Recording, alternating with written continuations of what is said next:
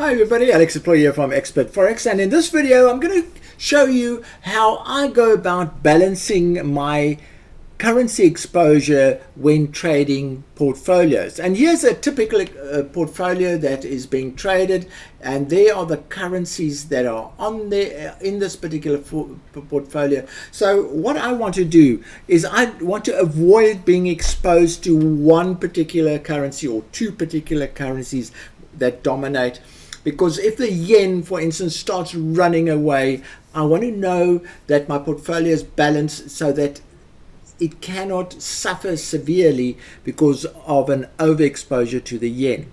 The yen is a typical high-risk currency, and the other one is the USD that can also cause runaway trends that could harm portfolios.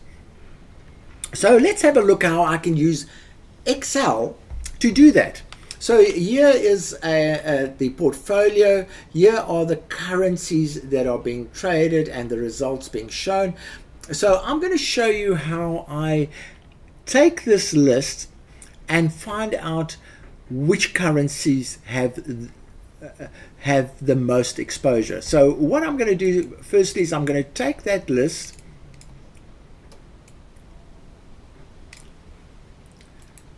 and just copy it down here.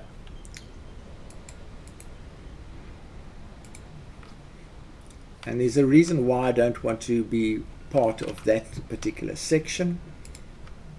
And I've copied it down.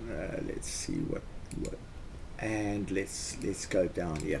Okay, so now how do we separate the various currencies? Now there's a few tricks here that I have learned recently.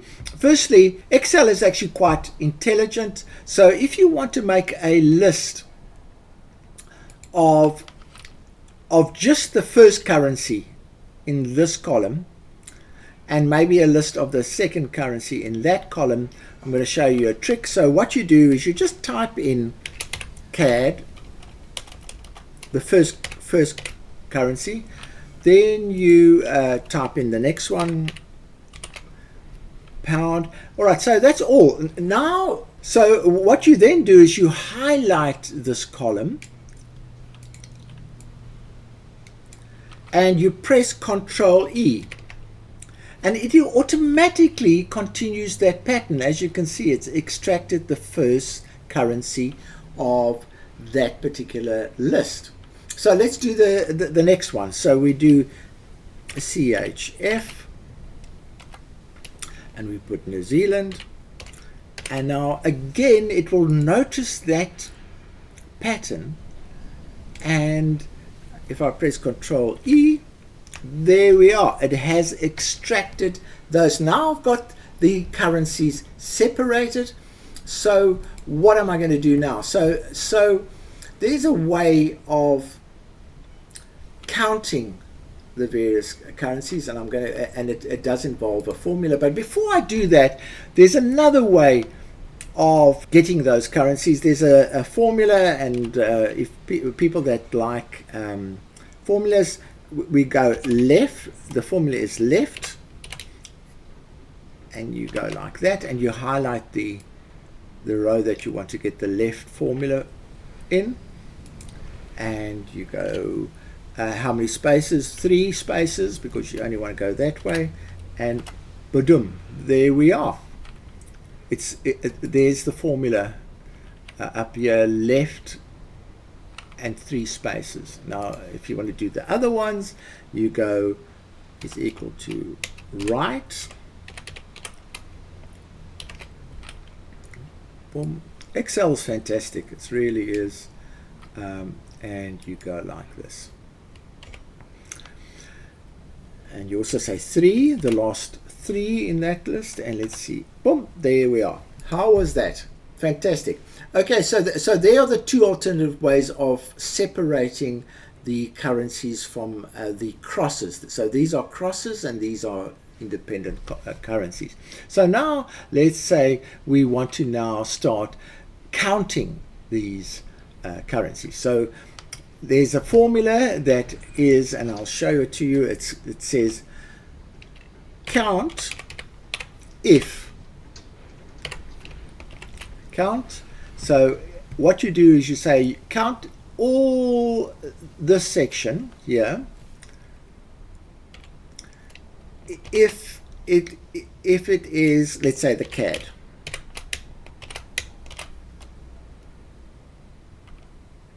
There we are. So it's gone and counted all of those currencies in these two columns. I'm not, because these two are identical, I'm not using them. So counted, and it has said, okay, there are 3. I'm just going to move this one. Cut, paste, and we say CAD. So now we know there are 3 CADs that have. So let's do the next one. So CHF. So CHF. And now what we can do is we just copy this formula way down, and we say CHF,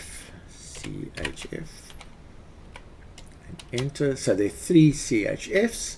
Then pound, let's have a look at pound. Change the formula to pound up there. Pound, boom, boom. Oh, there's 7 pounds, so there's a bit of an imbalance already coming out here. What I'm going to do, I won't bore you now with all of them. So I'm going to complete the list, and then we can resume the video once I've completed it. Okay, so I've completed it, but I've noticed an error. I should have frozen the 30 and frozen the 49. So I'll just go and freeze them, and possibly I could actually put in a formula there that might make it easier.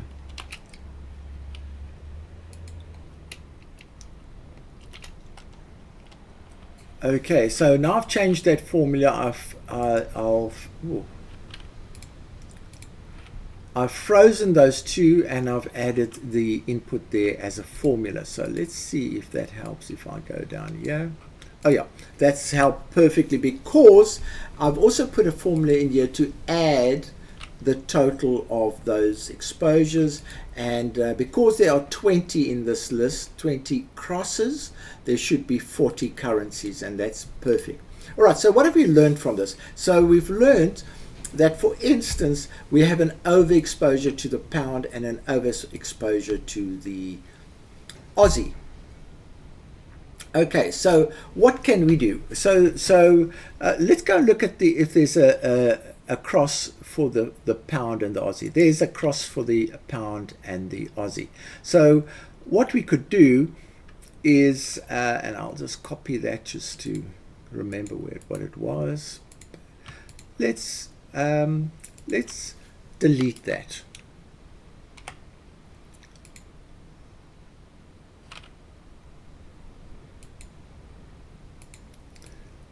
Let's delete that line. Okay, so now we've deleted that line. We've got rid of 2 currencies. Now the balance is starting to look a little bit better. The pound is still too much, and the Aussie is still too much. Now let's have a look if by some chance there might be another pound Aussie.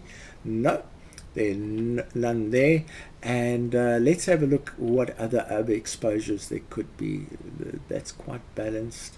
That's quite balanced. Pound, Oz. How do we reduce that? So what we could do is look at a franc. The franc, for instance, is not important. So if we could get pound franc, we could actually delete pound franc. No, there's no pound franc. How about the Aussie franc? Let's see if there's an Aussie New Zealand, Aussie. Oh, there we are. So let's delete that one. Again, I'll just copy just to remind us what we've done. We've deleted that one. So let's delete that one.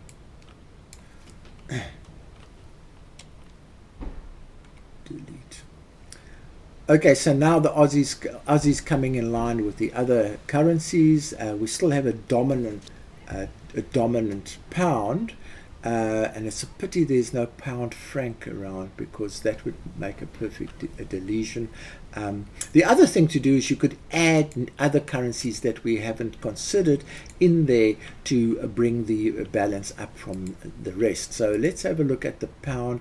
what currency don't we want? Well, again, the franc is something we don't want, but we can't really change that. The pound opposite the, we see the New Zealand and the Oz are very correlated. So what we could do is we could pound Aussie would be actually a good deletion. So let's have a look. Pound Oz, there we are.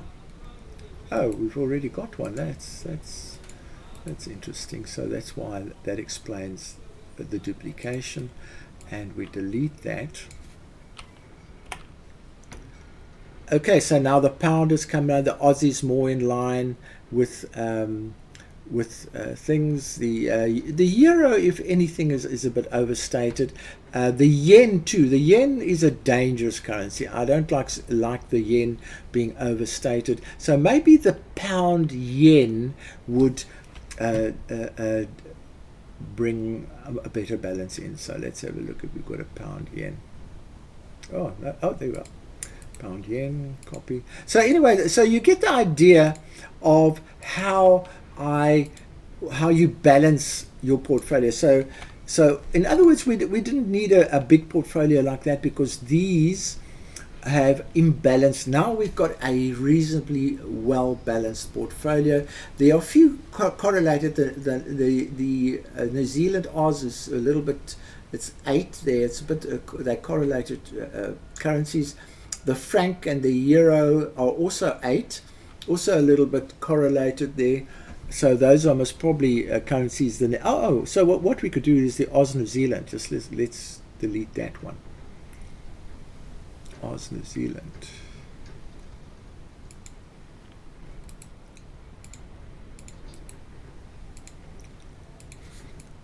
Okay, boom. Okay, now we've got a better balance there, because that totals about 6. Now the franc euro is a one that I don't like, 8, because they're very correlated. The franc and the euro is very correlated. So let's go and have a look at the if there's a euro franc. No, there isn't. Oh, what a pity. Unless I've missed it. No, there's no euro franc. We could have deleted it. But that's good enough. Now, as you can see, our biggest exposure is to the pound and the euro. Okay, so let's have a look at the pound euro. We might have already pound.